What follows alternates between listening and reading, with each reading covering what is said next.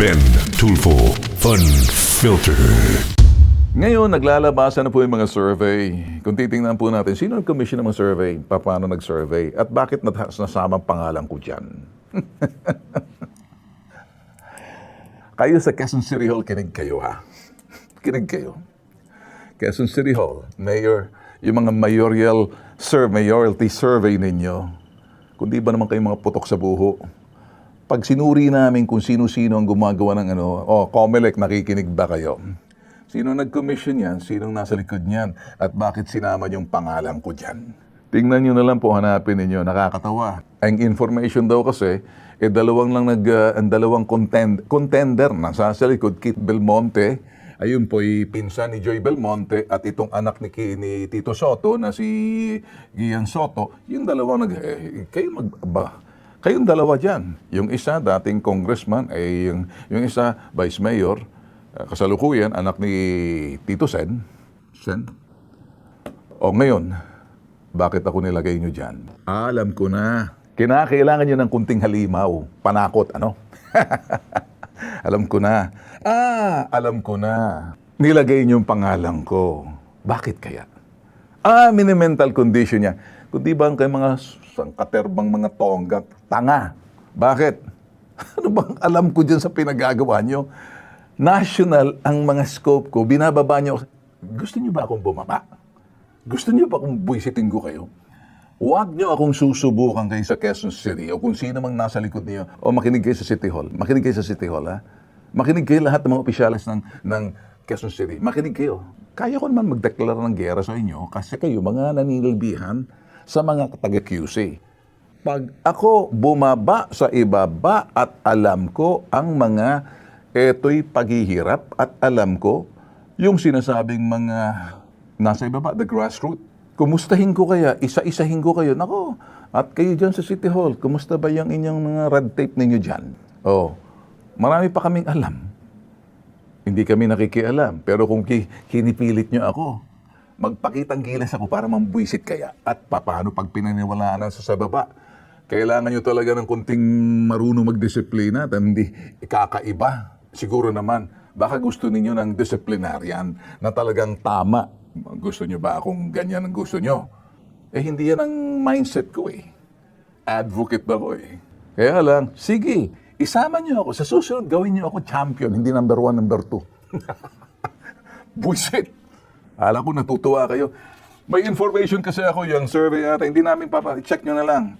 Ang labanan ng Belmonte Kit at saka labanan nitong lintek na vice mayor na to na anak ni Tito Soto, sila nagbabangayan. At pagkatapos, nakasaga pa, sama natin si Ben. Bigyan natin ng 11%. LOL! Pag-untog-untugin ko mga ulo ni. Joy to the world. Maayos kayo. Meron akong, hindi ako yung Tweety Bird, nag-iimahinasyon yan. Hindi rin akong puting kambing. Itim na ahas. Hindi. Sibitag ako. Huwag niyo akong pinagloloko. Kung gusto niyo mamuliti ka ng ganitong kaaga, gawin yung kalokohan niyo. Huwag niyo akong sama. Entiende? Nagbibigay ko ng warning sa inyo. Do not do it. Nananahimik kami. Huwag nyo kaming isama dyan sa kalokohan ninyo na gusto ninyo ata. Sarap siguro. Kumusta bang basura ng... by the way nga pala, hapahabol. Icewin, makinig ka. Icewin, nakakuha pa kayo ng kontrata sa Bacolod, ha? Pero, Icewin, hindi nga empleyado, not an employer-employee relationship, but you have to give them a fair... Hindi po pwede yung dalawang piso. Sa 6 na oras na trabaho, paghahakot ng basura, dati 150. Quezon City, sino ba sa basura ninyo? Ayusin nyo nga to. Bagaganahan ako. Abangan! Ben Tulfo Fun Filter. Ngayon mga boss, chef po tayo ang topic. Pag-ulan na po ngayon. Yun pong ating sinasabi na malakas ang ulan, kawawa po ang mga magsasaka natin. Yung bagbaha ng marami.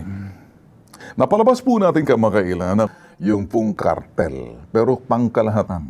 Yung mga rice-producing regions po natin and provinces like Nueva Ecija, sa Iloilo, sa Visayas, sa Zamboanga Peninsula, sa may Pagadian, Tipolog, Ipil, yung mga lugar na yun, ng mga rice, ano pa rin po yun.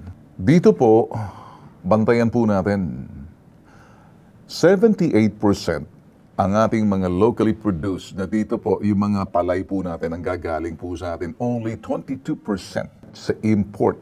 Etong mga kartel, ay byword lang po yan. Pero sila po yung mga malalaking kumpanya na sometimes involved din sila sa mga importation ng lahi, hindi lang po sa bigas. Pati po sa ibang mga produktong pinapasok po natin, whether yan ay livestock or frozen, whether po yan ay mga pag sinabing crops, import po yan eh. Ang mga lalaking kumpanya, makikita niyo po, malalaki po sila. Contributor sa ekonomiya po natin pagdating sa agri-industry. Kaya lang, sa ibaba po nila, gumawa rin po sila ng mga layers na kung saan korporasyon. Na yung mga korporasyon na yun, sila po ay mamamahala para, kumbaga, i-capture yung market, to control the market, to manipulate the market ng sinasabing bigas. From palay to bigas. Na sa ibaba ng sinasabing rice cartel, malalaking kumpanya, legitimate company, they're paying taxes, but at the end, makikita niyo mga big-time traders na po yan. Pero korporasyon pa rin po sila. If you look at the chart, nandyan po yan, sa mga big-time corporations, mga big-time traders are corporations too. Na yung mga big-time traders na yan, meron po silang logistic, meron po silang marketing, meron po silang infrastructure, may feed milling, lahat po yan, kompleto po sila, may drying, everything. And then distribution, logistic ang tawag po niyan. Iba po yung marketing. Sa ibaba nila ng mga big-time traders, meron po tang sinasabi po natin dito, importante po ito, mga ahente. Mga ahente, bababa po yan bawat rehiyon. Yung mga middlemen.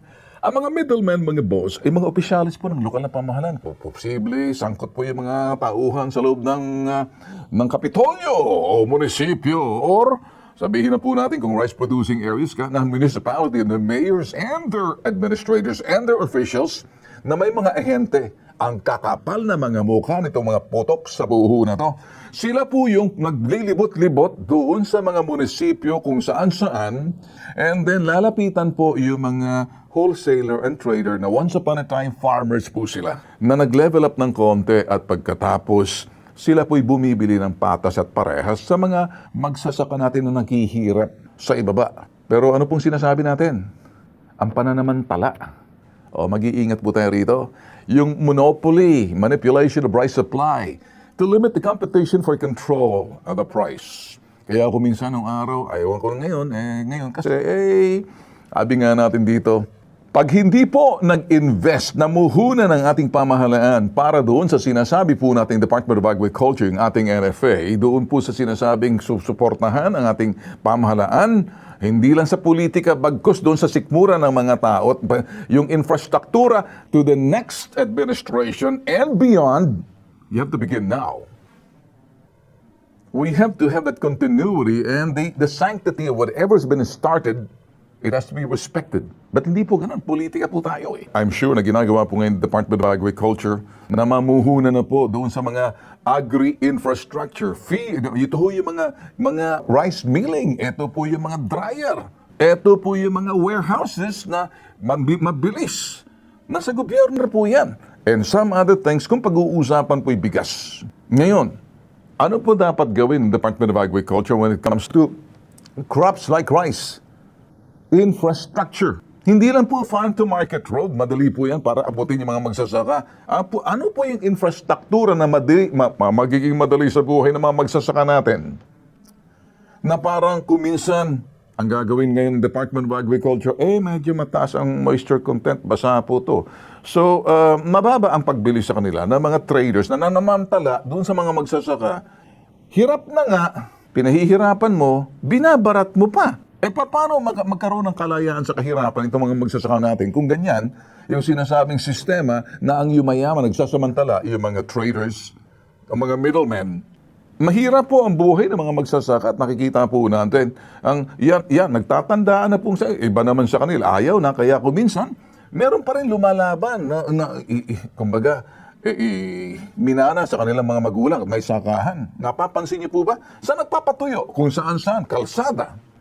Ginagamit ang mga kalsada nating malalawak na yung daanan, ginagawa nilang patuyo ng kanilang palay. Eh, syempre naman, kung konsiderasyon. Pero kung gising lang yung mga, ito po yung mga rehiyon, gising lang yung mga regional offices ng mga Department of Agriculture, and they can suggest.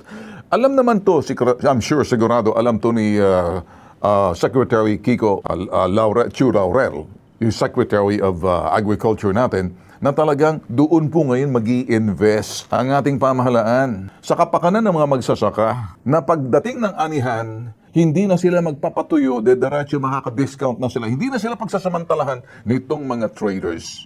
Bibilhin na ng tama dahil mismo ang gobyerno magsasubsidize ng sinasabing, eto na, dito na kayo magpatuyo, hindi na yan, ay basa, basa to, paano to? Siyempre, patutuyo pa namin to. Ay, gigilingin pa namin to. O, ganito lang ang presyo. Kung ang presyo sasabihin, sige, example, 20 pesos kada kilo ng palay. Pagbili, example lang, sasabihin, paano to? Basa-basa. Gawin na natin, 10 piso kada kilo. Ganun ba? Wala namang choice ang magsasaka, kundi sasabihin, boss, hindi, basa pa to eh. Papatuyo pa namin to. So, dadaan namin sa dryer to. Pagdating sa dryer to, gigilingin pa namin to. Bago yan, hindi naman ganun kadali. Sino ba naghirap?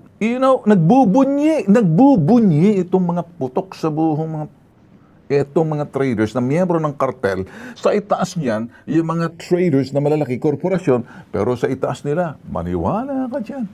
Desente, ang lalaki conglomerates, nakakabayo ang bigas, pero sa kabila, meron din silang ginagawa ng katarantaduhan. So ngayon, nananawagan po tayo. Naintindihan niyo na po ba? Malalim po ang bitag. Ben Tulfo Fun Filter. Ang nakakabahala, alam niyo po, Ateneo de Zamboanga, isa po ako sa mga produkto way back in my high school days. Bago po ako pumunta ng Maynila, then went into San Sebastian, doon ang pagpo-fourth year high school. Ganun po, the first and the second year and the third year, nandoon po ako. Nakakalungkot po makita yung violence na nangyari nung anak po ng isang opisyal ho ng customs. Sangkot po doon sa sinasabing pamamaril at pagdala po ng baril at kung saan man dumaan siya, doon po sa mga areas na kabisado niya. Which means alam niya kung ano kanyang ginagawa despite that's being disturbed. Pag may sakuna, may aksidente, may trahedya, may mga karahasan, meron lagi nagsasalita. Of course, trabaho po nila yan. Pero pag masyadong madaldal, masyado nang maepal, masyadong papogi, para may recall, doon sa kanilang pinagagawa, it's not a question of how much you know. Whether senador ka pa, o mayor ka, o congressman ka, o gobernador ka, it is not a question of how much you know. It is how much you can do with what you know. At the end of the day, hinuhusgahan po kayo doon sa mga, hindi sa mga pinagsasabi ninyo. Kasi kung di, paepa lang po kayo. Ano ang maging resulta sa investigasyon ninyo? Mapapatigil ba? Kasi kung mag-iimbestiga lang sa Senado, pagkatas hindi naman mapapatupad ng DepEd po natin, ano magiging saysay ng investigasyon? Aanhin po natin ang galing ng mga senador kung sino-sino man kayo nagsasalita. And you'll always have somebody to blame or something that you can talk on and then it will be name recall or just, parang gusto mong optics sa inyo. Hindi po trabaho yan. Minsan lang po ako magsalita. This is the first, how many weeks na po ako nasa ibaba? The school violence begins in the school. Muna kung gaano katindi ang mga patakaran na pinatutupad ng eskwelahan at of course sa DepEd. Of course, hindi lang sa DepEd, sa CHED, pag higher education na.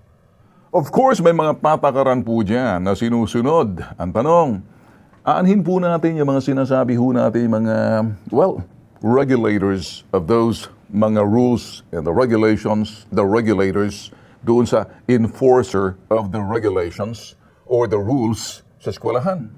Sino ho mag-i-implement yan? Magiging generic na po ako. Marami pong reklamo, karahasan sa eskwelahan, partikular sa mga high school. Hindi lang po dyan, nakikita na po natin. Bloody sometimes, and I don't want to discuss more about this kasi siguro naman sobra-sobra ng balita, nakikita niyo na po yan, the visuals. Lalo na ngayon, napakadali na po, kakalat na yun sa social media natin, sa digital. Digital na po tayo ngayon eh. So of course, hindi lang digital. Gamit na po natin ng AI ngayon eh. So in short, Paano natin ipatutupad na maiwasan tong mga ganitong klaseng mga pangyayari? Of course, meron lagi tayong sisisihin. There will always be somebody to blame. Stop blaming. Start doing. Stop talking. Just walk your talk. Stop using the Senate as an investigation na parang nangyari. Although ganoon naman talaga, ano pang mayambag ninyo? Unless kung tinatawagan ng departamento tulad ng DepEd pa ipatupad ng tama yung mga sinasabing patakaran, ibang usapan na po yan. The question dito, yung sinasabi ho natin, of course it begins at home. Of course, kung ikay may mga gamit na hindi pangbata, mga gamit tulad ng mga armas, dapat tinatago mo yan away. Dapat naka-vault yan na hindi basta-basta makukuha. Yun po ang magiging sabihin natin. Kaya doon po sa opisyalis po ng enforcer at customs official na nagamit yung baril, ibang usapan yon.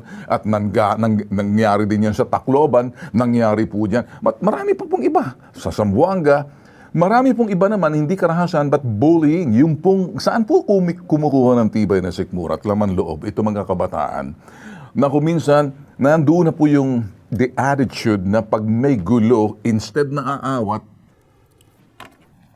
ito ang mahalaga, may pang-content ako. Ito. Nakikita nyo? Instead na awatin, ito agad ng una, content. So everybody is all about content. Kita mo, pati yung sa Zamboanga. Ni-livestream niya pa ata. Nakita mo, may kinuha pa siya. He knows exactly what he's doing. Siguro, sa magulang or sa kahinaan ng sistema sa loob ng eskwelahan, at hindi naman natin, of course, may mga bagay na kung minsan nangyayari na hindi mo talagang maiiwasan, pero matatapyasan at mababawasan yung ganong klaseng environment para sa kapakanan ng nakararami. Kaya natin pinag-uusapan ngayon ito, mga boss. Yung pong nangyari na isang eskwelahan na na-ere po namin dito, na yung batang 17 years old na babae pinagtulungan, binuli sa loob ng classroom. Sa Nueva Ecija, Homesite Integrated School.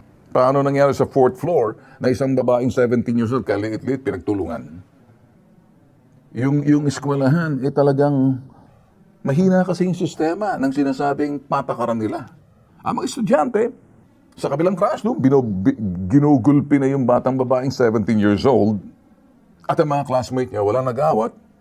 Paglabas ng isang teacher, papasok, wala pang teacher, doon, ginulpi na. The next subject, tigil. Paglabas ng isang teacher, papasok na ng isang teacher, yun ang sinasabi ngayon. Ganon din ang ganon. This time, matindi, binubugbog na, etc. Ni walang classmate na umawat at yung ibang section ng alam nagkakagulo na, anong ginawa? Abay, nagbe-video. Para saan? Instead na awatin, ayan na. Ano sila? To the extent na nahubaran na ng pang-itaas yung batang babae. Pinagtulungan. So, anong ibig sabihin? The environment is conducive for aggression and oppression sa mga mahihina. That's basically bullying. Dapat pagtibayin to for every school. Dapat meron kayong security man lang. Right there and there. Na makakilos. O kung wala man lang, siguraduhin po natin na you cannot just leave these students unattended, unmonitored. They should be monitored also. This is Bitag Live, Unfiltered. Ben Tulfo, Unfiltered.